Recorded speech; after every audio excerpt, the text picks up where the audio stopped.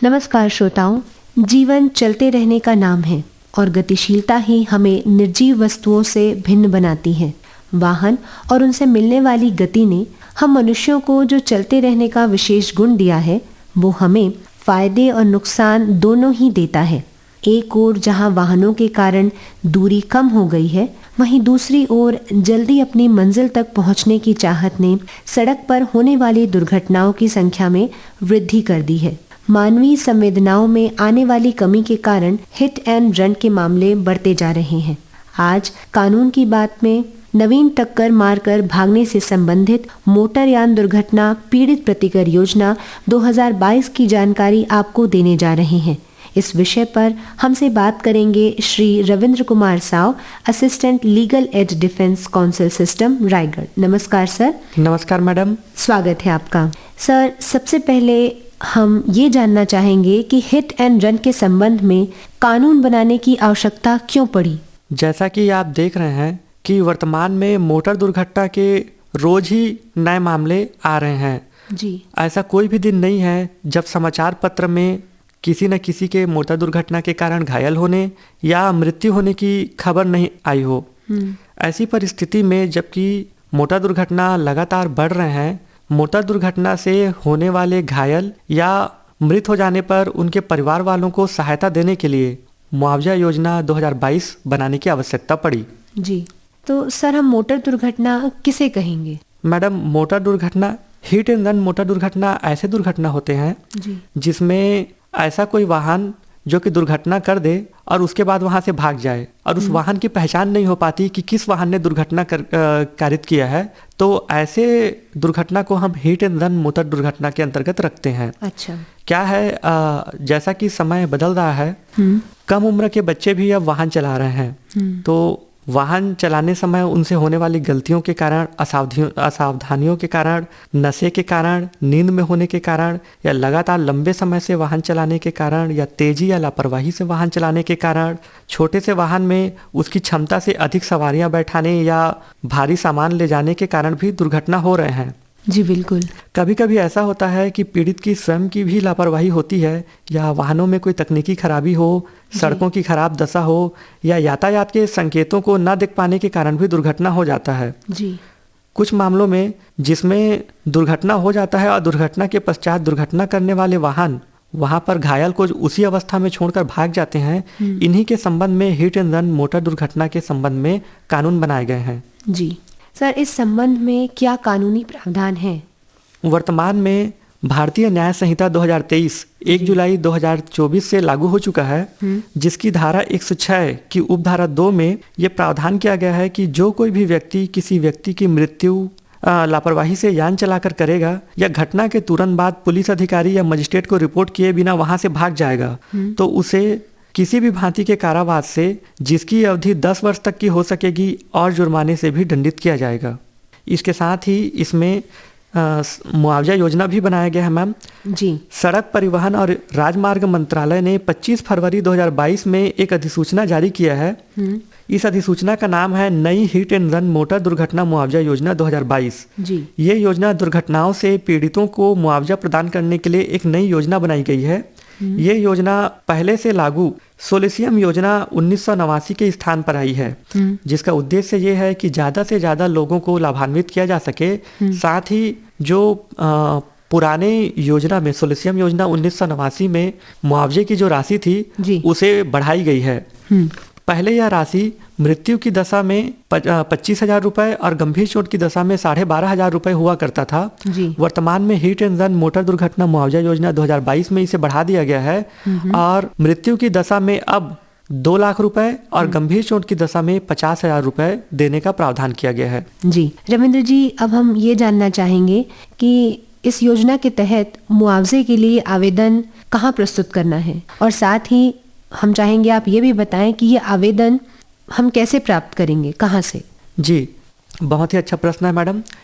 इस योजना में जिस व्यक्ति को लाभ प्राप्त करना हो, यदि वह व्यक्ति घायल है तो वह स्वयं आवेदन कर सकता है, या मृत्यु की दशा में उसके आश्रित परिवार वाले या विधिक वारिसान जो उसके होते हैं वो आवेदन प्रस्तुत कर सकते हैं। विशेष रूप से हिट एंड रन प्रकरणों के निराकरण के लिए ही जिला स्तरीय कमेटी का गठन किया गया है। इस कमेटी के अध्यक्ष स्वयं जिलाध्यक्ष यानी कि कलेक्टर महोदय होते हैं, और इसमें किसी भी प्रकार के आवेदन की जांच के लिए जांच अधिकारी नियुक्त किया गया है जो कि तहसीलदार होता है। तो यदि किसी व्यक्ति को यह आवेदन प्रस्तुत करना है तो वह तहसीलदार के कार्यालय में उपस्थित होकर स्वयं आवेदन कर सकता है या अपने अधिवक्ता के माध्यम से आवेदन प्रस्तुत कर सकता है।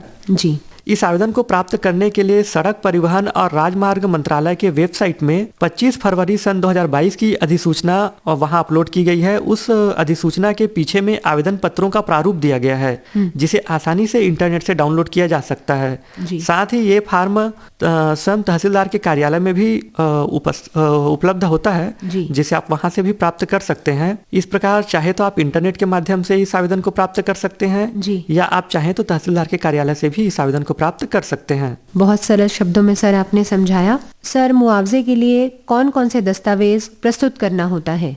जी मैडम, मुआवजे के लिए जैसे किसी व्यक्ति को दस्तावेज प्रस्तुत करना होगा तो उसमें पहली जो दस्तावेज होती है वो है उस दुर्घटना से संबंधित उसके पास जितने भी दस्तावेज हैं उन सभी दस्तावेजों को प्रस्तुत करना होता है। यदि दुर्घटना के संबंध में किसी थाने में कोई FIR लिखाई गई है तो FIR की भी कॉपी इसमें लगाना होता है।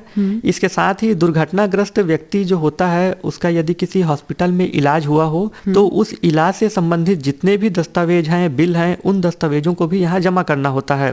साथ ही क्षतिग्रस्त या मृत व्यक्ति का पहचान पत्र, आधार कार्ड, मृत्यु की दशा में उसका मृत्यु प्रमाण पत्र, और जिस व्यक्ति के द्वारा आवेदन किया गया है जिसे इस मुआवजा के तहत क्षतिपूर्ति प्राप्त होना होता है उसे अपना बैंक पासबुक का फोटोकॉपी भी देना होता है। जी। जिस वाहन से दुर्घटना हुआ है यदि उस वाहन के संबंध में कोई दस्तावेज हमारे पास उपलब्ध हो जाते हैं तो उस वाहन के दस्तावेजों को भी लगाया जा सकता है, या अन्य ऐसे कोई आवश्यक दस्तावेज जो उस परिस्थिति में उस दावे को निपटाने के लिए आवश्यक हो, चाहे तो उसके पीछे आप सबमिट कर सकते हैं। जी बिल्कुल। सर, आवेदन के पश्चात की फिर प्रक्रिया क्या होती है? लाभार्थियों को ज़्यादा से ज़्यादा मुआवजा राशि प्राप्त हो सके और सीधे ही उनको प्राप्त हो सके, बीच में किसी व्यक्ति के द्वारा उन्हें ठगा ना जाए, इसलिए सीधे ही लाभार्थियों के बैंक खाते में जमा करने का प्रावधान किया गया है। पहले ऐसा हुआ करता था कि कुछ व्यक्ति जो दलाल प्रवृत्ति के होते थे वो इस प्रकार के लोगों को ढूंढकर उनके माध्यम से आवेदन प्रस्तुत करते थे और उनसे प्राप्त होने वाले मुआवजे के अधिकांश हिस्से को स्वयं ले जाते थे। अच्छा। सरकार ने ये योजना में बनाया गया कि ताकि बिचौलिए या जो दलाल होते हैं वो किसी व्यक्ति के मुआवजे राशि के अधिकांश हिस्से को प्राप्त न कर सकें, डायरेक्ट बैंक खाते में मुआवजा राशि जारी किए जाने का नियम किया गया है। जी। इससे सीधे ही लाभार्थियों को बैंक खाते में उनका मुआवजा राशि प्राप्त हो जाता है। जी बिल्कुल। सर, मोटर वाहन दुर्घटना पीड़ित प्रतिकर योजना 2022 क्या है? अब हम चाहेंगे आप ये हमारे श्रोताओं को बताएं। 1 अप्रैल 2022 से पहले संपूर्ण भारत में मोटर दुर्घटना से संबंधित लाभार्थियों को लाभान्वित करने के उद्देश्य से सोलेसियम योजना 1989 लागू की गई थी जी। जिसमें इस प्रकार के दुर्घटना ग्रस्त व्यक्ति या उसके परिवारजनों को मुआवजा राशि दिया जाता था, परंतु वह पर्याप्त नहीं था। हाँ। क्योंकि उसमें गंभीर चोट की स्थिति में केवल 12,500 रुपए और यदि किसी व्यक्ति की मृत्यु हो जाती थी तो 25,000 रुपए तक का देने का नियम था। समय के साथ इस अधिनियम में संशोधन की आवश्यकता महसूस की गई और नई हिट एंड रन मोटर दुर्घटना मुआवजा योजना 2022 लागू किया गया। यह योजना 1 अप्रैल सन 2022 से संपूर्ण भारत में लागू है, जिसमें मुआवजा राशि को बढ़ाया गया है और गंभीर चोट की स्थिति में 50,000 रुपए और यदि किसी व्यक्ति की मृत्यु हो जाती है तो मृत्यु की दशा में उसके विधिक वारिस या आश्रितों को 2 लाख रुपए तक देने का प्रावधान किया गया है। जी रविंद्र जी, आम जनता कानून की मदद कैसे प्राप्त करे? बहुत ही अच्छा प्रश्न है मैडम। जिन लोग पढ़े लिखे लोग होते हैं वो आसानी से किसी अच्छे वकील को हायर कर लेते हैं और वकील के माध्यम से वो प्राप्त कर लेते हैं। पर हमारे भारतीय समाज में अधिकांश लोग ऐसे हैं जो आज भी पिछड़े लोग हैं, कोर्ट जाने से बहुत ही घबराते हैं। ऐसी परिस्थिति में इन लोग को सहायता देने के लिए विधिक सेवा प्राधिकरण का गठन किया गया है। विधिक सेवा प्राधिकरण विशेष रूप से समाज के कमजोर वर्गों को मुफ्त कानूनी सेवाएं प्रदान करने के लिए गठित किया गया एक प्राधिकरण है जो संपूर्ण भारत देश में निःशुल्क कानूनी सेवा प्रदान करता है।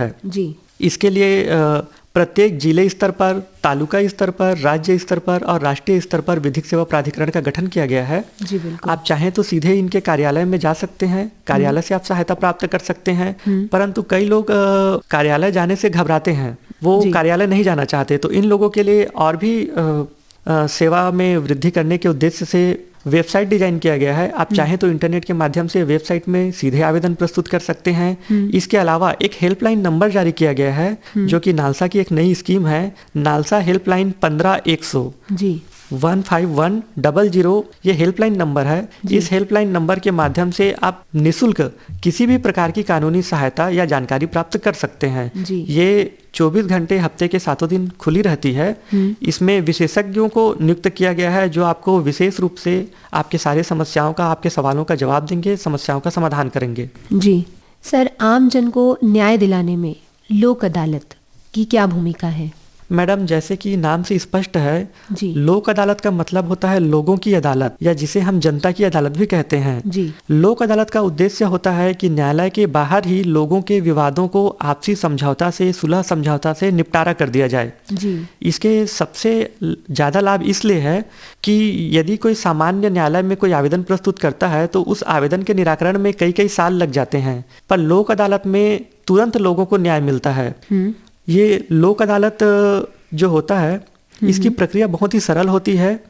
इसमें आपको वकील रखने की कोई आवश्यकता नहीं होती, जिससे आप वकील पर होने वाले खर्चों को बचा सकते हैं। लोक अदालत में किसी भी मामले का निपटारा करने पर किसी भी प्रकार का कोई फीस देने का आवश्यकता नहीं होता, इसलिए कोर्ट फीस भी यहाँ आपकी बचत हो जाती है। इसके साथ यदि कोई पुराने मुकदमे हैं जिन्हें आप लोक अदालत में निराकरण कराना चाहते हैं, तो उसमें भी पहले से ही अदा की जा चुकी कोर्ट फीस वापस कर दी जाती है। इसमें किसी भी पक्षकार को सजा नहीं होता, बल्कि मामले को बातचीत द्वारा सफाई से हल कर लिया जाता है। इसमें मुआवजा और हर्जाना तुरंत प्राप्त हो जाता है, मामले का निपटारा भी तुरंत हो जाता है। ये आसानी से न्याय प्रदान किया जाता है। साथ ही मैडम, ये जो लोक अदालत होता है, इसका फैसला अंतिम होता है। इस फैसले के विरुद्ध कहीं भी अपील नहीं होती, जिससे लोगों को एक स्थायी रूप से न्याय प्राप्त हो जाता है। जी बिल्कुल।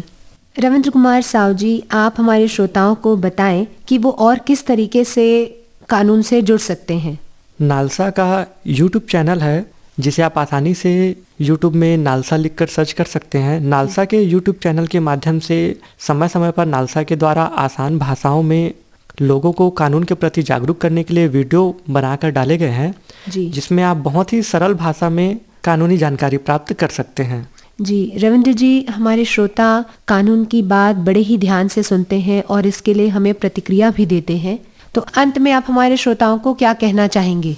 मेरा बस यही कहना है कि किसी भी प्रकार की कोई दुर्घटना हो जाती है तो दुर्घटना की स्थिति में डरना नहीं है, घबराना नहीं है, अपना आपा नहीं खोना है और ज़्यादा से ज़्यादा कानून की मदद लेना है।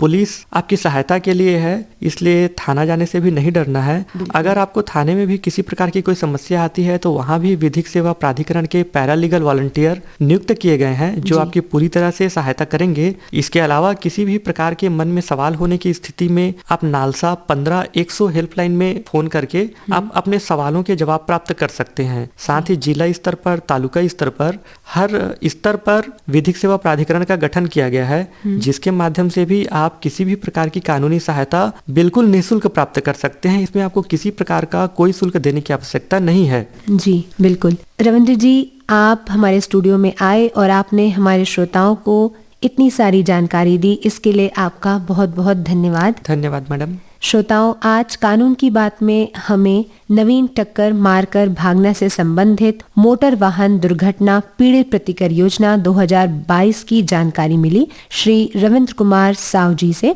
उम्मीद करते हैं ये जानकारी आपके काम आएगी। और अब अनुमति दीजिए प्रतिमा अजमानी को नमस्कार।